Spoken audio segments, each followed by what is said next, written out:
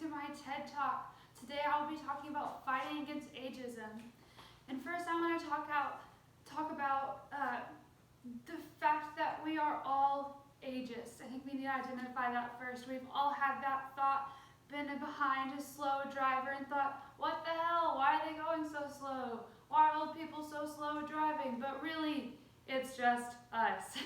We are the ones who are trying to speed, and they're the ones following the rules of the road.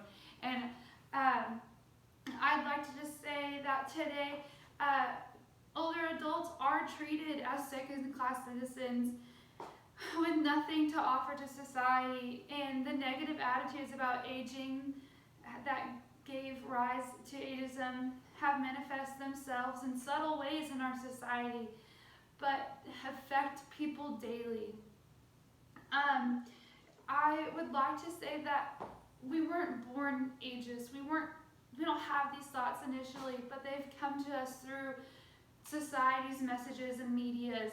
And the multi-billion company makeup companies and the skincare industry say that wrinkles are ugly. It's not that we're born thinking that wrinkles are ugly, it's that we're told that they are. So we need to identify that capitalism is one of the reasons why we think this is true. It's not because we innately think it.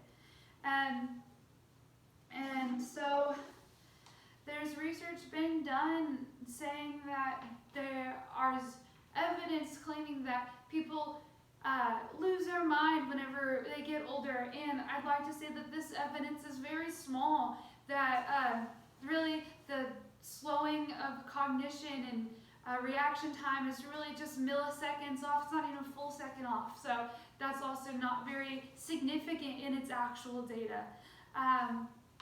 And then the research shows that attitudes toward aging can affect how our minds and our bodies function at the cellular level. So if we speak to elderly in a baby voice and a childish manner, it actually produces them to have more childish actions. So this is called stereotype threat. And research on it suggests that if they identify as old, it can contribute to lower memory scores.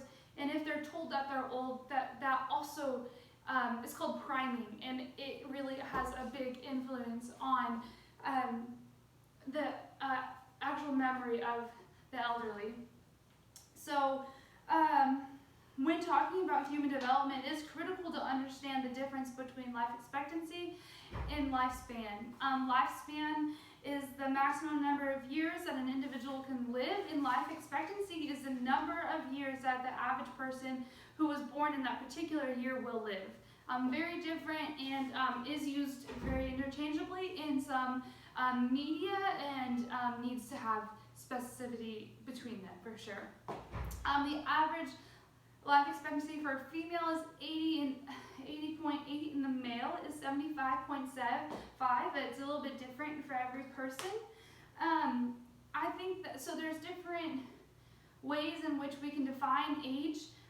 It's biological, social, functional, and psychological. So those are all different, and it is vital that we do not act like they are the same, because if someone has a different functional age than their psychological age, we cannot treat those as the same because they have very different meanings, and that happens a lot in our society right now.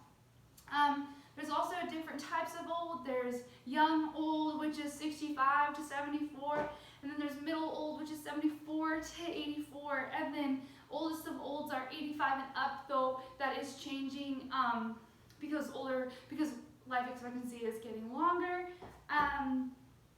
And so we have to treat these people as different stages in life. We would not treat people who are 1 the same as we treat 20, but that's what we're doing with 65 and 85-year-old people. Ageism relies on othering, and that's the biggest part about this, is that we separate ourselves from when we are going to be old. But that doesn't make sense because everyone's going to get old. So we're othering ourselves, our future self.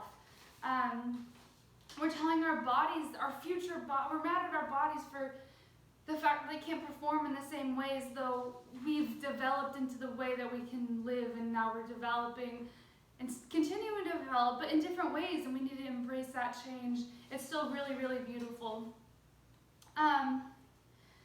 So we weren't always ageist. This is something that is new to our society and our structural of how we interact as humans.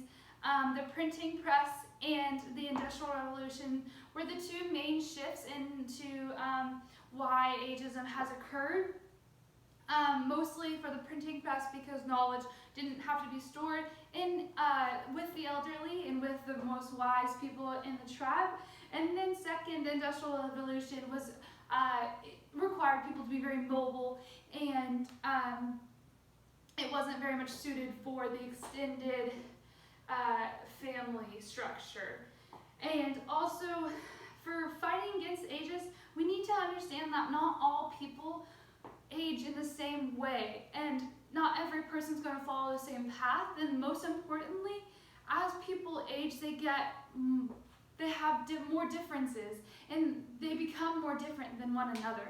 So it's very vital to remember that, and that is called the individual differences in development, and it's key to understanding aging. Age discrimination is rampant in the workforce, and there's a huge economic consequence for this. Our society uses our professions as our main identity. And so when people are forced to retire, that identity is stripped from them. And that's devastating. That can create so many mental illnesses, and also it's really bad for the economic factor as well, because retirement and Social Security can only last so long.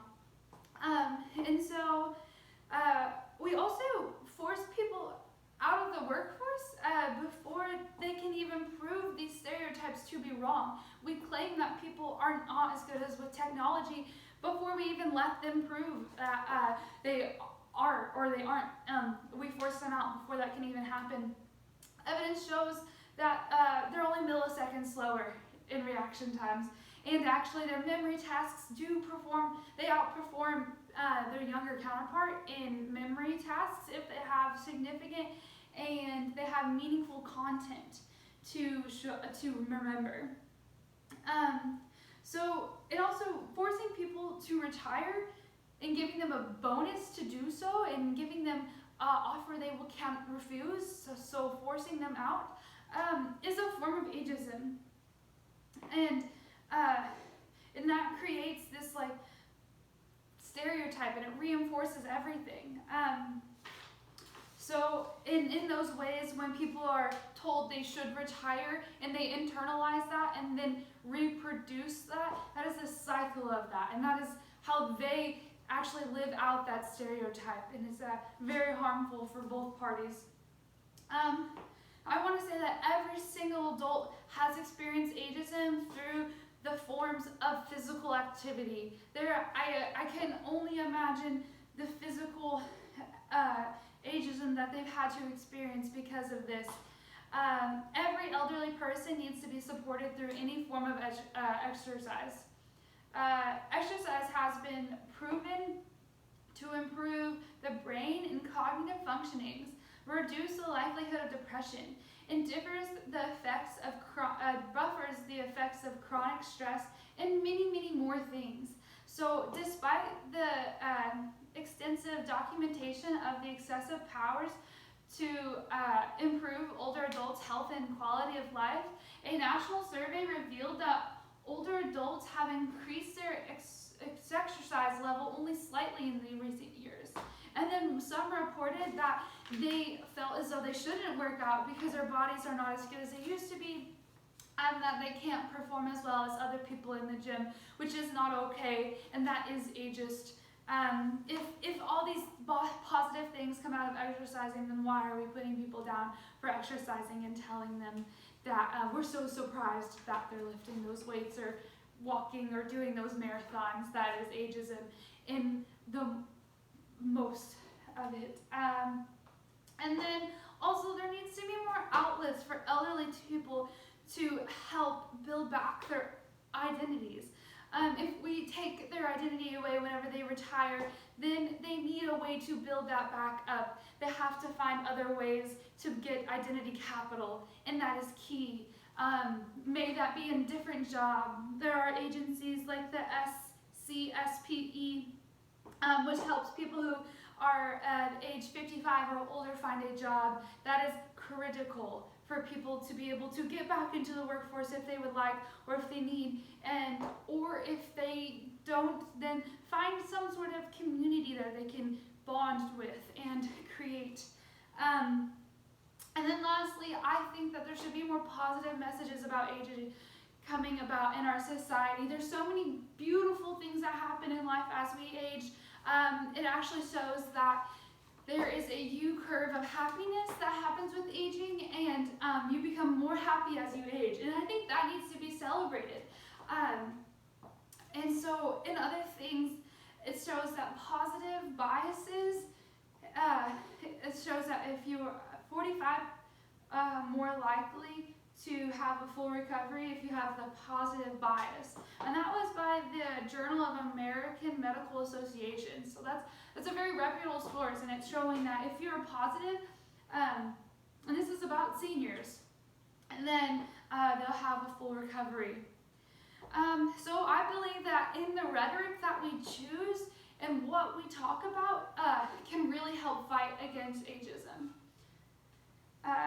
And so that is all, and I'd really like to thank you for coming to my TED Talk today, and I hope that we can fight ageism together.